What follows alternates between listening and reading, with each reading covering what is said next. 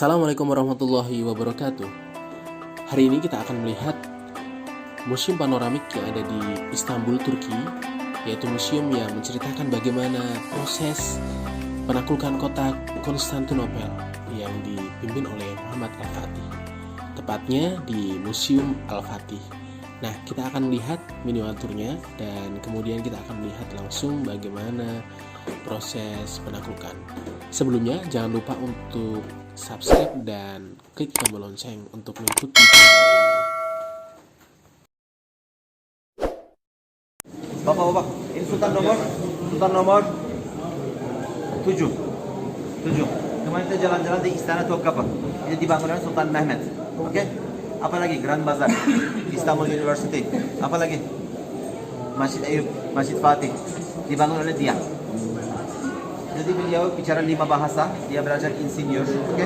Ketika dia melakukan Istanbul, dia hanya 21 tahun. Kita punya patung ini kelihatannya asli dari gambar di belakang.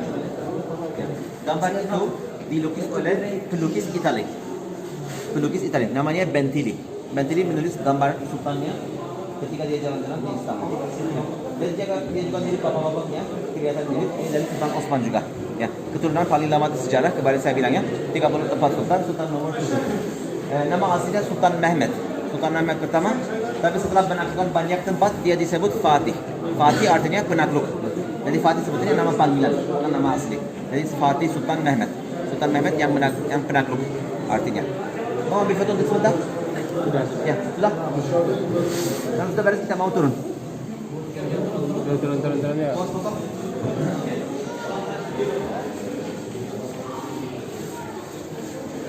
Ini isi boleh, ini tidak boleh. Ini campur sama isi, ini boleh. Ini tidak halal, ini halal. Ini seperti tidak sehat, begitu. Ini yang pilih, oke? Tidak masak tapi pilih makanan. Oke. Ini dari militer laut, namanya denizci. Kalau nama aslinya Bahriyeli.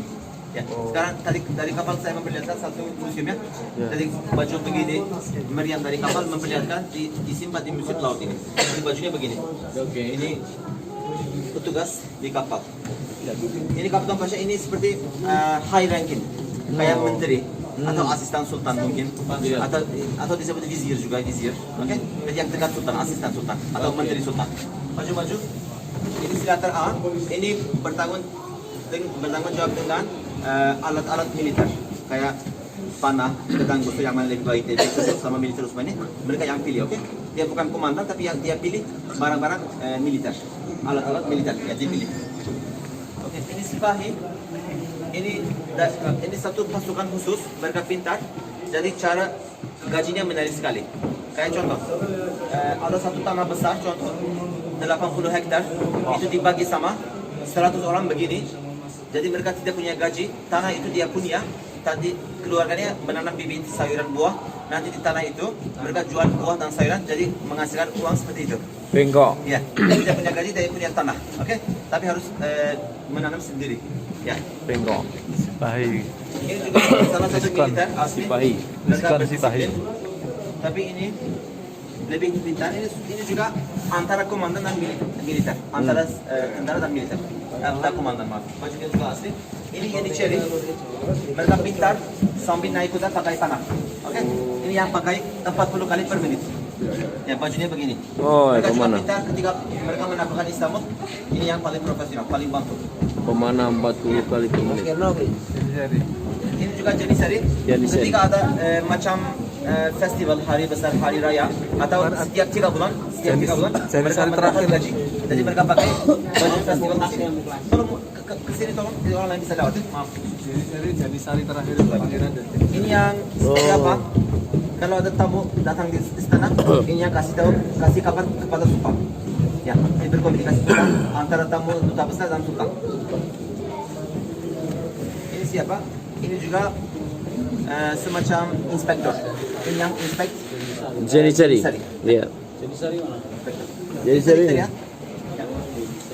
Di sini ada satu patung sultan. Kita mau ambil foto dulu. Nanti museum utama lantai bawah.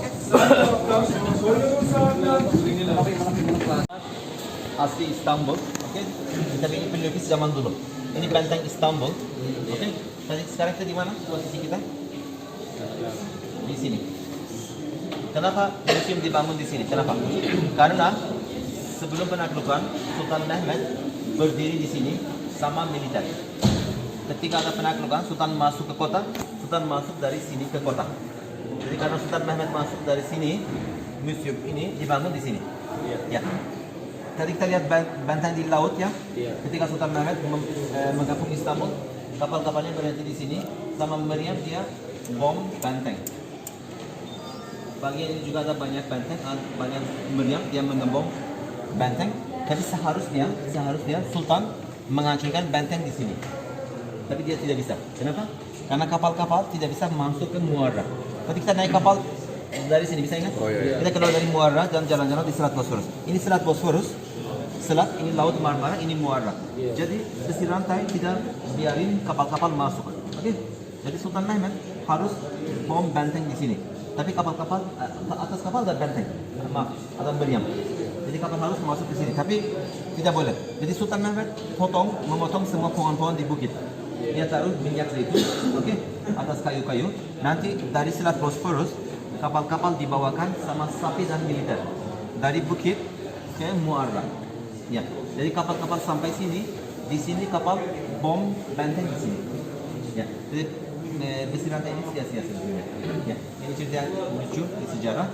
Jadi benteng ini 22 kilo, yang semua dihancurkan oleh Sultan Mehmet. Setelah Sultan Mehmet masuk ke kota, oke, Romawi, masyarakat Romawi mundur ke sini. Ini Hagia Sophia.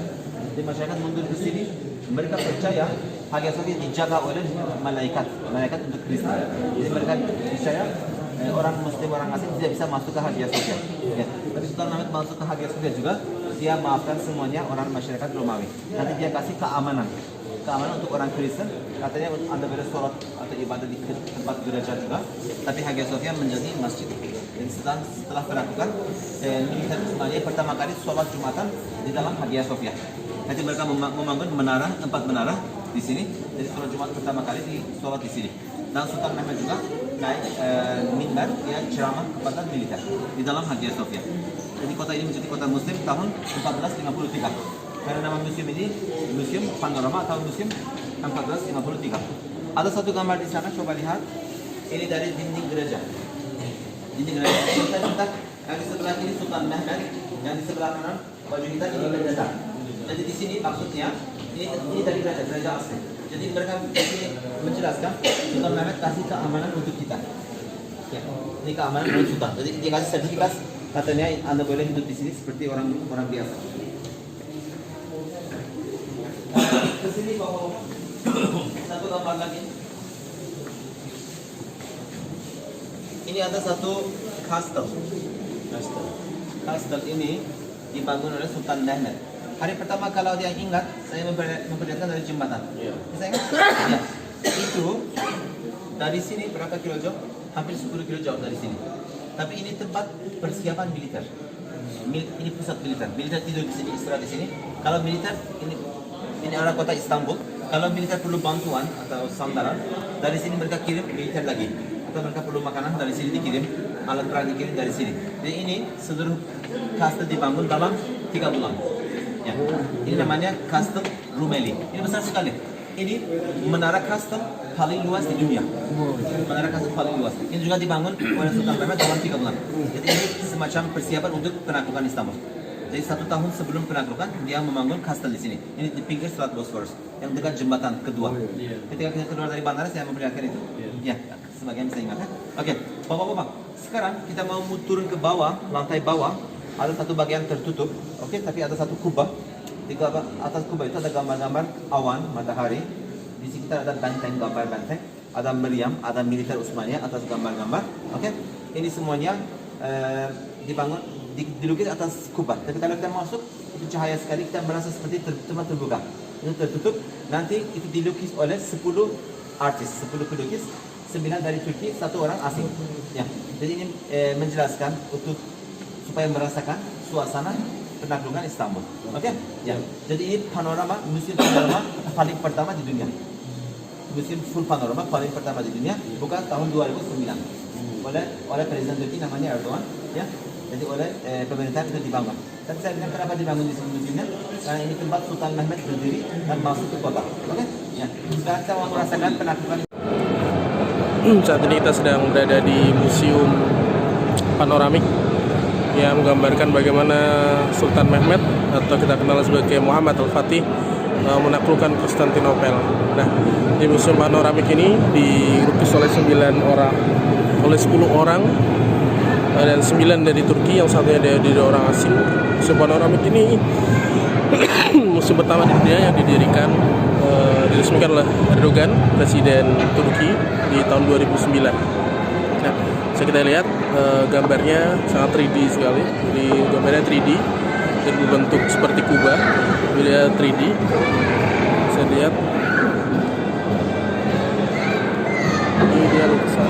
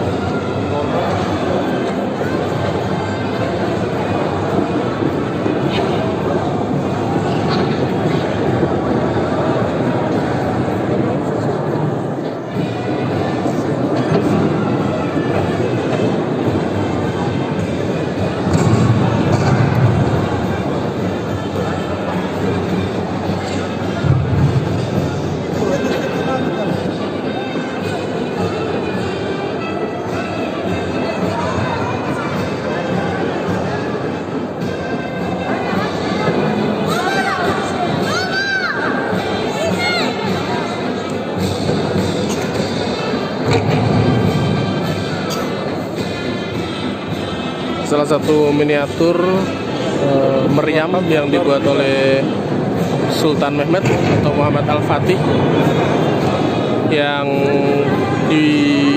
menggunakan bola batu, bola yang dia terbuat dari batu. Bisa dilihat ya.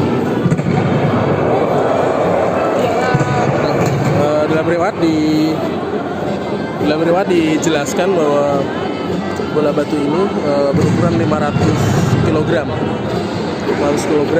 dan digunakan sebenarnya bukan sebagai bom, tapi sebagai penghancur dari dinding benteng yang sejauh 22 km.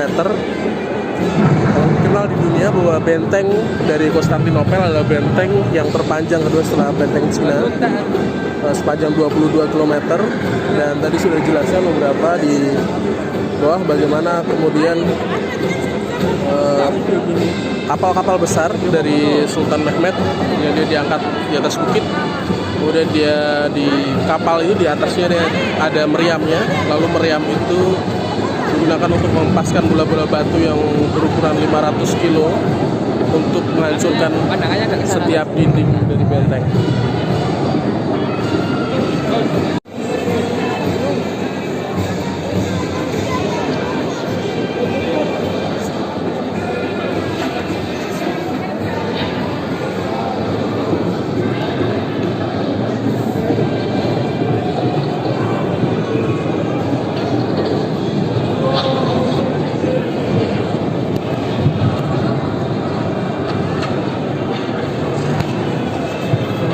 Lebih nyata, gambarnya lebih nyata.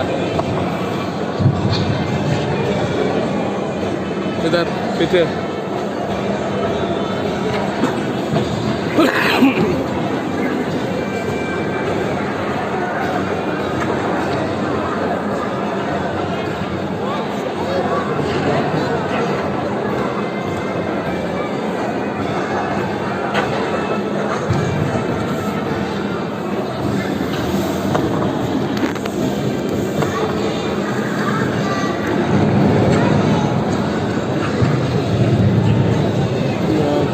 Meriam yang dibuat oleh Sultan Mehmed.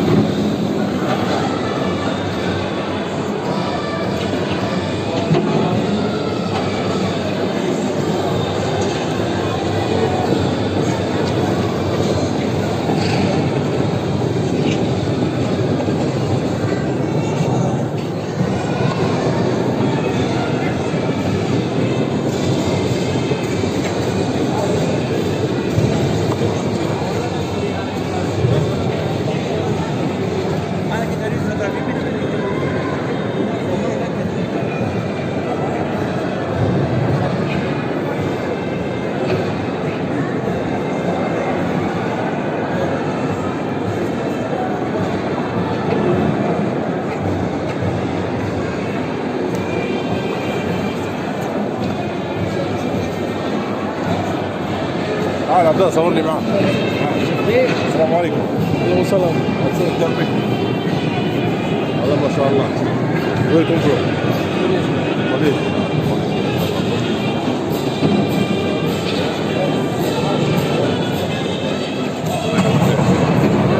بس هنا حاول انت تعمل حمام احسن من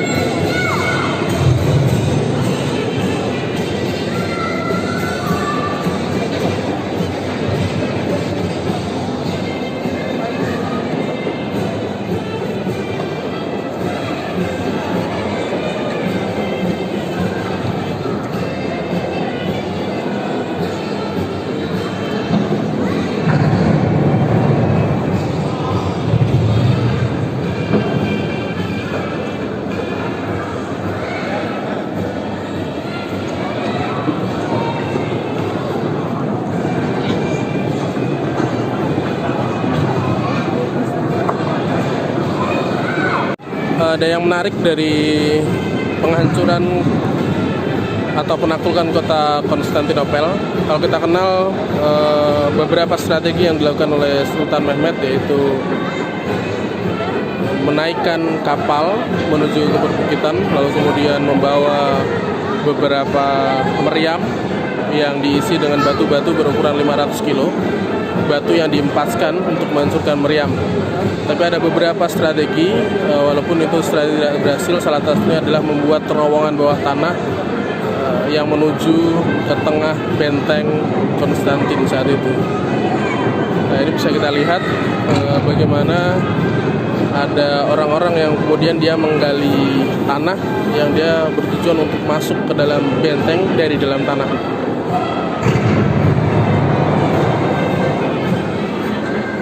Nah, ini juga kita lihat bagaimana setiap batu-batu meriam dimasukkan ke dalam meriam yang besar, lalu kemudian diempaskan untuk menghancurkan bangunan-bangunan benteng yang kita kenal. Benteng Konstantin saat itu memiliki ketebalan 5 meter, bisa dibayangkan, dan bahkan tidak hanya 5 meter tapi dia berlapis-lapis.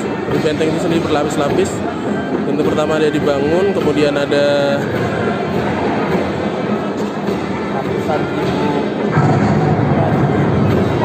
air, kemudian masuk lagi ke dalam benteng yang kedua dan dia berlapis-lapis.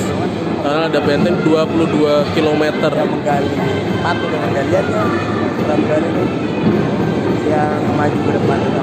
Kita bisa membayangkan bagaimana ratusan ribu pasukan dikerahkan di sini, ribuan pasukan dengan komando, dan satu orang dengan umur 21 tahun memimpin pasukan sebegitu besar dengan beberapa banyak hal yang harus diselesaikan. Dan selama 53 hari, 53 malam, penyerbuan ini dilakukan.